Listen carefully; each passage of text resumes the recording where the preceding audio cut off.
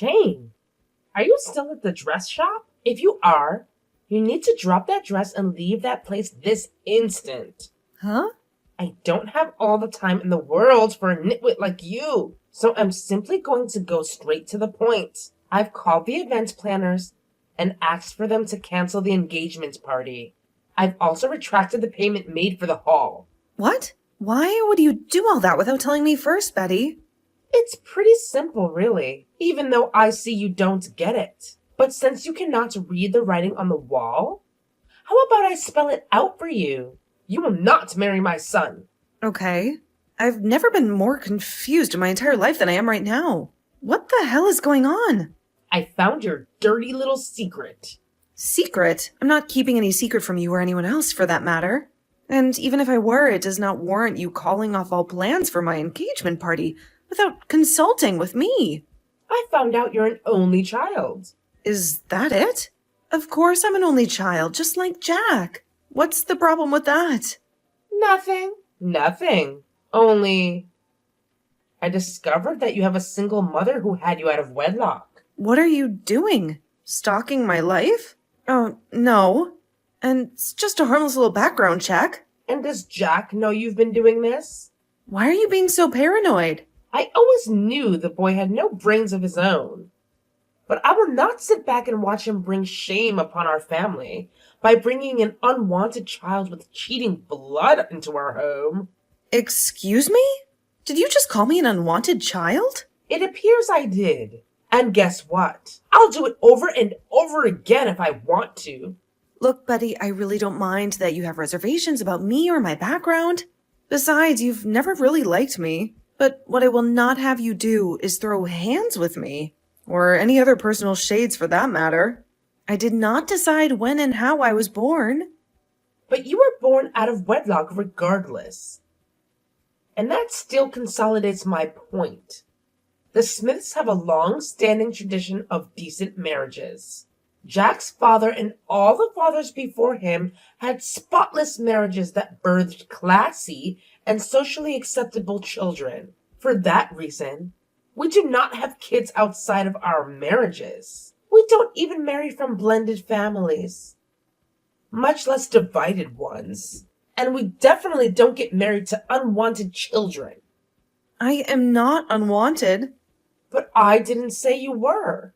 See? Your guilty conscience is revolting. What? Guilty conscience? What have I done to you? I want you to leave Jack alone. I don't want you or anything that has to do with you around us. What does he have to say concerning this? He does not have to say anything. I'm his mother, and his opinion cannot count over mine. Get that into your thick skull. So, what do you want me to do now? Nice of you to ask. Well, I need you to pay a visit to the jeweler and sell your engagement ring. Huh? Not just that, but I want you to return the money for the ring to me. It could be put to better use. You are unbelievable. What is unbelievable is you trying to rope my son into a mistake of a marriage. I will not stand for that. So call Jack and tell him the engagement has been called off. Care.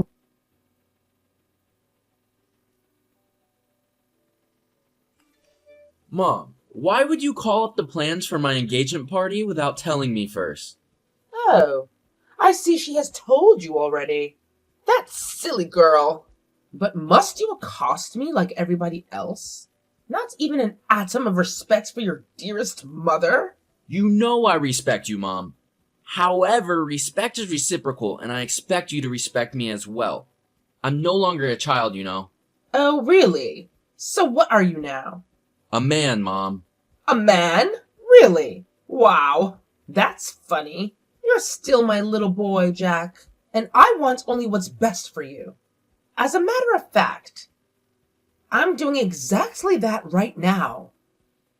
Saving you from a colossal error. I know you may not see it now, because love is blind and all. But you will with time, and you'll thank me later. You'll see. Please respect my decisions and reinstate the plans you ruined, Mom. I will do no such thing. Don't make this more difficult than it already is, Mom. This is my life, and you do not have the right to step in uninvited and make such major decisions on my behalf. Don't you get it, Jack? That girl is not wife material. She has tendencies to infidelity. And that's something we do not condone in this family. Tendencies to infidelity? Simply because her mother and dad were not married when they had her? I never knew you were so narrow-minded, Mom. Call it whatever you will. I stand by my initial conclusions. You will not marry that girl. Not while I am alive, at least. If you want to get married so badly, I'll find you a pretty educated lass from a decent home to wed. I don't want a pretty lass from wherever. I want Jane, and I'll get married to her whether you give us your blessings or not. You wouldn't dare. You cannot go against my desires, Jack. You're my only son, and I'm simply trying to do what is best for you in the long run. Just look at it. Your father and I have been happily married for decades. We had you together in the confines of holy matrimony. And now that you're grown and very successful, can you not see the amount of respect it has gained us in society? That's exactly what I want for you, son. All my life, it has always been what you think and what society thinks. No one has ever bothered to ask me how I felt or what I thought. So at this point, I no longer care what you or society think anymore. I'll be my own man and do my own thing. And that includes getting married to the woman I love, regardless of what you think about it. I don't care.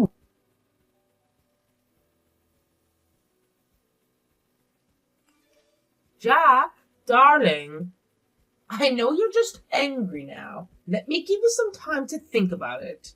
You'll come around soon enough. I know you will.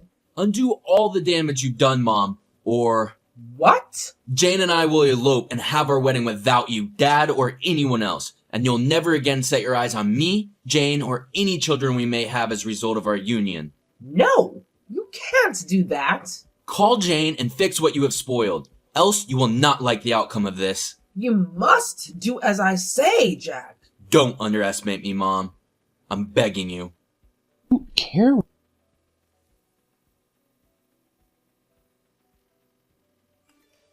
You have succeeded, haven't you? Are you happy now? Huh? You've succeeded in turning my own son against his mother. Jack spoke to me today in a manner he has never done before, and it's all your fault. Well, I did not ask him to disrespect you or anything, Betty. I just told him what you did and said, naturally, he was pissed. Anyone in his right senses would forgive his indiscretion if he went a little overboard. But it shouldn't be too hard for you to do, right? He's your precious son, after all. Are you saying that I'm not in my right senses? No. How could I say that? You're the best mother in the world who does only what's best for her kids. You're right. Oh, please. Cut me some slack. You're a crazy, self-centered woman who cares more about her social standing than her son's joy and happiness. I would have preferred it if you were not already Jack's mom, because you pissed me off on so many different levels. But fate has dealt sourly with me, so what can I do? He threatened to run away with you and get married no matter what I say. He did? Aw, that's super romantic. I know you incited him to say that. No, I didn't. Jack came up with that all by himself. However, I understand why you would be surprised anyway. You're not used to having him speak up and challenge your decisions. I notice he never had the courage to stand up to you. I'm happy I could change that. I never liked you. You know, I have a terrible feeling you'll ruin this family. I'm sorry if that's how you feel, but I have no intentions whatsoever to ruin your family. I just want to get married to your son and get out of your way. Note that I will not step on anybody's feet if they did not first step on mine. Whatever. I had to take laws into my own hands one way or another. So I came up with some measures to curb your cheating tendencies. Cheating tendencies? What are those anyway? You'll have to pay me dowry to be able to marry my son. What? Yes, $100,000 after 10 years. If you're both still married and you haven't already cheated, you'll get your money back with a 50% increase. That's $150K at the end of your decade-long probation period. That's ridiculous. How did you even come up with that? That's not all. You'll have to move me in to live with you and Jack during their probation period. I would love to keep an eye on you and make sure you're not involved in any extramarital activities, if you know what I mean. Okay, you got me. Very funny. I also want to monitor your gold digging abilities. Excuse me. The reason is simple. You were not there through the hustle and grind. You have no idea what Jack had to go through to get where he is right now. Only I was there for him, not even his father. So I will not have you, a total stranger, surface from the blues and take up all I've worked for. Get it? Enough! Enough of all these insults! I've had it for way too long with you, only because of how much I love Jack. But this is the last straw, and I cannot take it anymore. You're all bark and no bite, Missy. You cannot stand up to me, even if you tried. Then you're in for a huge surprise. I'm not the gold digger, but the gold and Jack's life. How was that? I am his boss. What? You would know that if you had an actual relationship with your son. We met at my office, and we've been together for 6 years since then. So when you're blabbing about who was there for him, you need to know that that was me. I was involved more deeply than you can ever think of. Okay, you're his boss, and so what? It still doesn't change my mind about you. I'm also carrying Jack's baby. What the? I know Jack didn't want me to say this, but I did regardless. Because I need to get you off your high horse. We're 2 months along already, so any further delay to this wedding will mean the entire society seeing your dirty linen. Jack has finally brought shame upon us. He didn't bring any shame upon you. You did this to yourself with your barbaric ideas and beliefs. I will get married to your son, and there's absolutely nothing you can do about it. I don't care.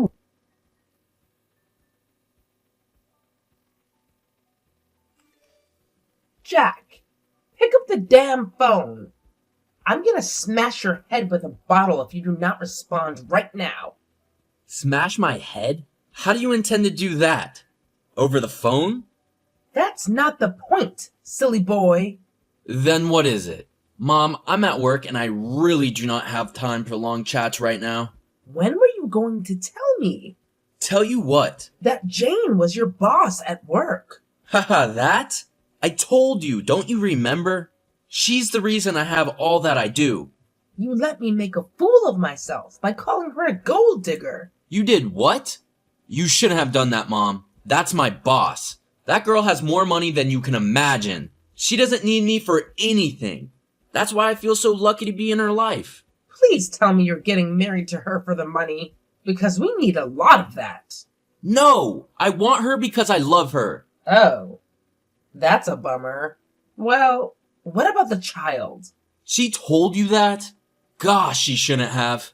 How am I going to brag to people about having the most perfect family now? What if her morning sickness sets in on the wedding day and she throws up all over you? She'll just embarrass the entire family. Oh my God. I'm sorry about everything, Mom, but the deed is done now. We were hoping to quietly get our wedding done and travel somewhere to have our baby, but you made a fuss and ruined all of our plans. Fine. I shouldn't have made a fuss.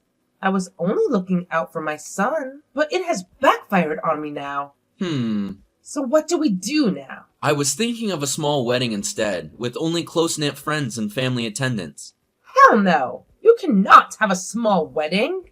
The Smiths always do events in grand style. Anything less, and people will easily figure out something is wrong. It's just crazy that I was trying to protect my son from a cheating wife. I didn't even know she was already cheating with you. You're overreacting.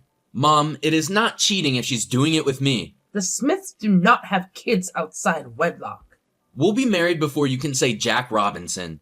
So the baby will be born within wedlock. Please calm down. I'm trying, Jack. You've just destroyed the reputation I struggled for years to build. This is not about you, Mom. Anyway, I'll be taking Jane to see Dad by the weekend. Why? He said he wouldn't come home from his work trip in time for our wedding, but he offered to pay for our flight tickets to come see him. Oh, really? And he won't pay for mine? Maybe he just needs a break from all of this. All of what?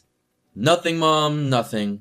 Jane says her dad is over there for a business trip as well, so we'll take the opportunity to see both of them at the same time. Oh, okay. I'm just a little tense. What if Dad doesn't like Jane? Plus, he's always been a little hard on me. What if he comes up with his own restrictions and objections to our union? He's your dad. Just go see him first. If he poses an objection, you can either concede to his demands or threaten to elope like you did earlier. Haha. Stop pulling my legs, Mom. Carol.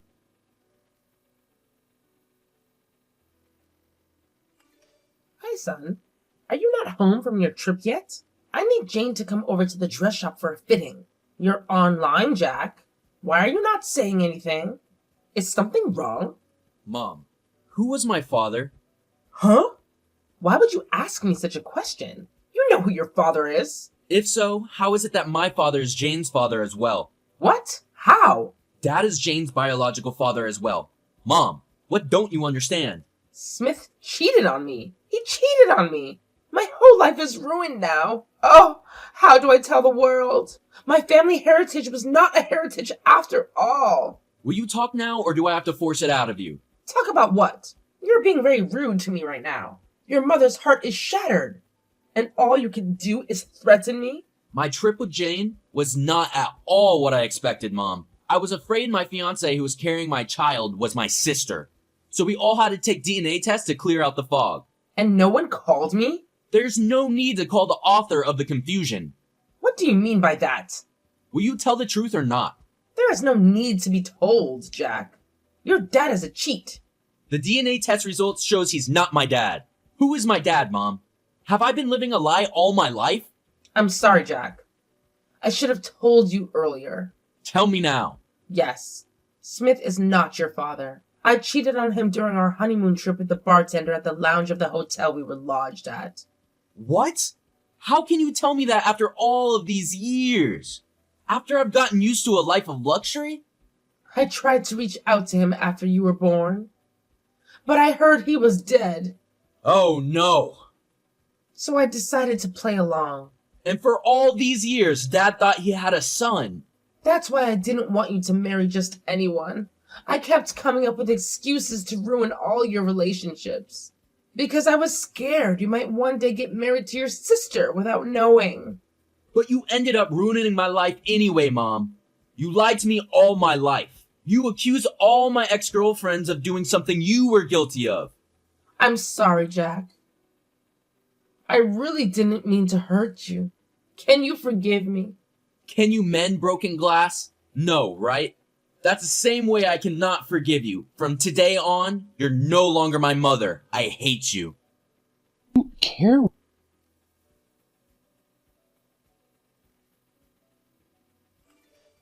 I had a feeling you would ruin my family, Jane. I knew you would crush all that I have worked for with your stupid, evil presence. Oh. Hi, Betty. Don't. I don't ever want to hear my name out of your mouth again. You're evil. Just evil. Because of you, my son will no longer talk to me. And my husband has refused to come home. I did not do anything intentionally. It is not my fault. Your husband is my father. Neither is it my fault that you cheated and lied to him. I'm only a victim of circumstance, as is Jack and Dad. You're the real evil one here. I'll make sure you pay. You'll pay for all you've done, Jane. Well, there's not much you can do, Betty. You've lost this game already. You should be apologizing for all that you have done and not cussing or threatening us. I'm just happy that Jack and I are not siblings. We can still get married. And our baby will have a real, complete family without any cheating or lies. You ruined everything, Jane. I planned to have Smith killed at his work. Jack was going to inherit everything and become stupid rich. But you ruined it all. What? Oh my God, I have to tell him right away. Don't. Please, don't tell him. You'll regret this. I hate you, Jane. I hate you. don't care.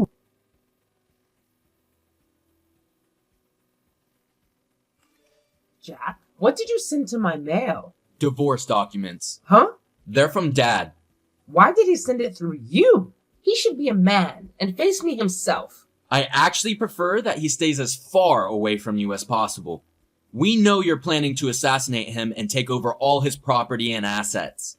What? I did not plan to kill Smith. You don't have to lie, Betty. I was with Jane when you sent those horrendous texts. I saw everything. Betty? Is that what you call me now? I'm still your mother, remember? Our relationship ended long ago. I would advise you not mess up the little dignity you have left. It's the end of the road for you anyway. Your plans have failed woefully. I was drunk, Jack. It was just a crazy woman's rant. I find that hard to believe, though. Meanwhile, I have to keep Dad safe from a maniac like yourself. Please have those documents signed and mailed back to Dad's office in 24 hours. Else, I'll apply some force. And trust me, it won't be so much fun for you. I'm no longer your mom, but he's still your dad? How is that even possible? If I'm going, you're going too. Actually, we've worked on my adoption, and because he's legally my stated father, it wasn't an issue. Why am I the only one getting punished? He cheated too. Well, you can call him and ask him that yourself. For now, please sign those papers and stay as far away from us as possible. Who knows? I might even send a restriction order over to the police. Please don't do that, Jack. We can sort this out as a family. Have a nice life, Betty. don't care.